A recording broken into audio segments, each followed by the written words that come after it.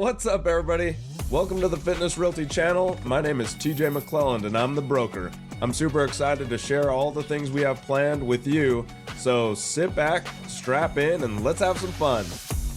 What's up, everybody? This is episode 45. Woo! I cannot believe we're already at episode 45. So thank you for watching. Thanks for supporting us. I just love you guys. Really and honestly and truly, from me to you, I want to say thank you. We can't do this without you, so I just really want to make sure that you know how much I appreciate your support. Okay, so episode 45, we're going to be talking about one of the biggest pain points and then what we can do about it. Maybe this is going to be me walking around on a tangent a little bit. So in the real estate market, you guys are seeing it, right? There's uncertainty out there. There's heartache out there. There's fear, right? Fear is a big, big word, and that kind of makes us feel all cringy on the inside, right? We just don't know what's going to happen. There are a lot of things happening in the world, and that makes people fearful. The stock market's kind of crazy. Real estate market's kind of crazy. Job market's kind of crazy. Government, kind of crazy. I don't know if you're noticing, but lots of stuff is kind of crazy.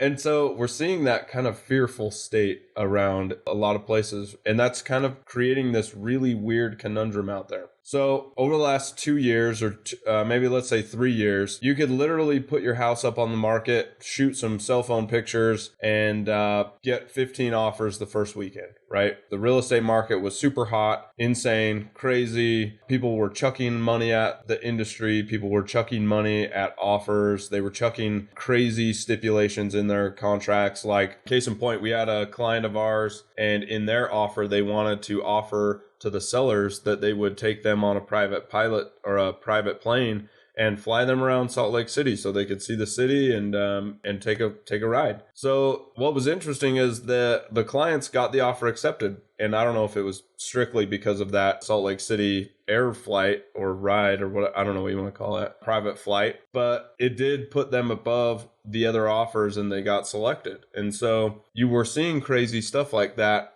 We had appraisal gaps as well, where people were saying, hey, we'll cover appraisal gaps over 60,000. We'll do $100,000 over asking price plus 50 grand in appraisal gaps. So that was a crazy time. The inventory was really tight. It was a completely hot seller's market, right? I've never seen conditions like that where it was such a seller's market. I've never seen the pendulum swing that far. So that was insane. And I don't know if we'll ever see a time like that again where it's such a hot seller's market. There was a lot of factors that came into play there. Obviously, low interest rate, extra stimulus money, lots of spending from the government. And so that created this wave of capital that people had in their pocket. So they were just hammering down and trying to get every offer they could accepted in the real estate market. And then there just weren't that many sellers. And so the inventory was super tight. So you had, let's say, 35 buyers for every home trying to chase the same inventory. And so you had this insane seller's market. So now we've kind of swung back the other way. I'm hoping that we see kind of an equilibrium. The real estate market does work the best when it is equal sellers to equal buyers and maybe fluctuating just a little bit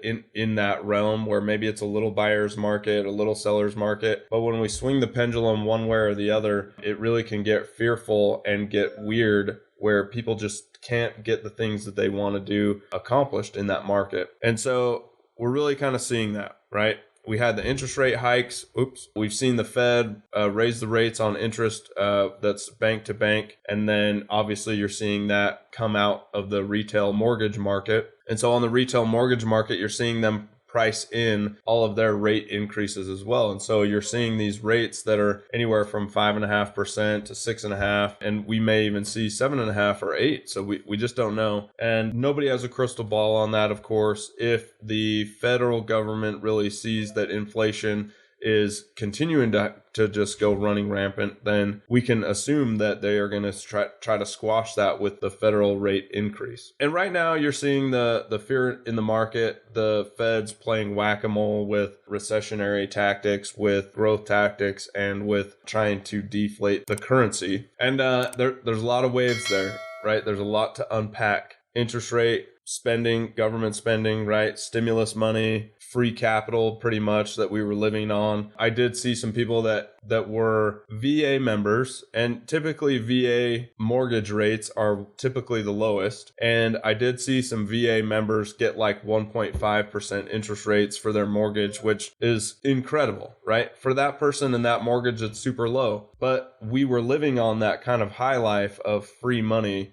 and free loans, because that's essentially, I mean, it's so low, that's almost free money. So when you saw people borrowing money at 1.5% and then inflation goes to 8, you're seeing that where it's easier to pay off that debt with that new inflated money. And so you just saw people riding that wave. So I'm not a very good economist in that. So people that want to explain that better, please write your comments down below or post us a link to a video that may explain that kind of debt load, how it becomes easier to pay down with inflated money. I know there's a lot of great minds out there that know how to explain that really well. But anyway, in our market in real estate, you're seeing that kind of shift, right? The pendulum is swinging back the other way, where now there is a lot more inventory on the market, and you're seeing that inventory kind of stagnate. So we used to see 4 or 5 days on the market and it would just get gobbled up. Well, now we're seeing homes, if they're priced incorrectly, they're sitting 35, 40, 50 days. And we're really seeing the length of days on market shift and go long, which just tells you that the market is slowing down. It's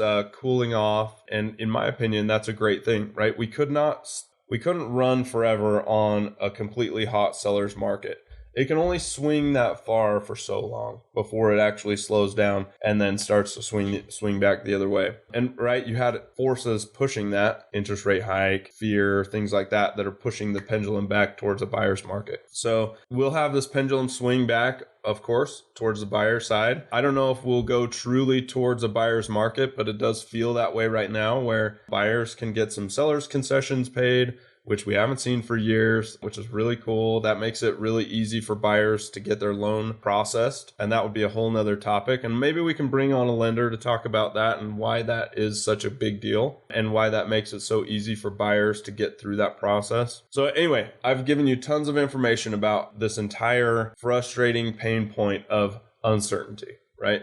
So in the real estate market, it does move slower than a lot of other markets, but it's still a market. It still moves relatively quickly in the idea of how many sellers are out there, how many buyers, and what the dynamic is between those. There's always going to be buyers and sellers, right? That's never going to go away.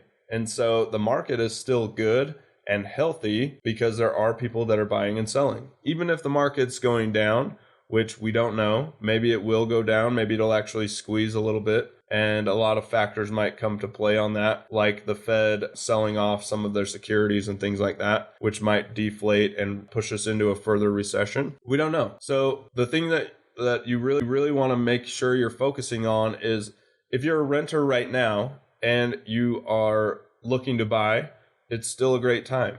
This is a great time to get a home. It's a great time to lock in your interest rate because maybe they'll go up 2% more. So there's a lot of factors there. It's hard for me to say a blanket statement like, hey, everybody should buy a house today because I'm a real estate agent and that's a self-serving tactic. That's not how I operate. I mean, if it looks like it's a good deal and it's a great way to get you into a home, sure, we'll always pull the trigger. But there are times that that's not the case. And so I want everybody to take their ideas one by one, think about those, learn about it, do some research, and then try to gain that knowledge, because once you have that knowledge, that's how you break the uncertainty that you do have and break down the fear that everybody has right now. And we're seeing that, right? People are getting the knowledge out there. We're talking about the rates, we're talking about the market, we're talking about buyers and sellers, and we're helping people understand that it is still a great time to do whatever you were going to try to do with your real estate portfolio, and we can still help you get the job done. So anyway, I know that I kind of rambled and went off on a tangent, but it's hard to describe how many factors are in this pain point of uncertainty and fear, because there are so many factors. So I hope that I gave you a little bit of information about that it's still a great market for you to do something with your real estate portfolio. If you're a first-time home buyer, when the market kind of squeezes down, this is when some of the government grants and things come out. So you may get actually free money to get into your first house. So it is a great time. It's a great time to be alive. I love this. I love real estate. Anyway, I'll see you guys next time. Sorry for rambling. I hope that you've learned a little bit of knowledge so that you can break down that uncertainty and fear and then break through and do something awesome. All right, we'll see you guys next time. Later. Well, that's a wrap.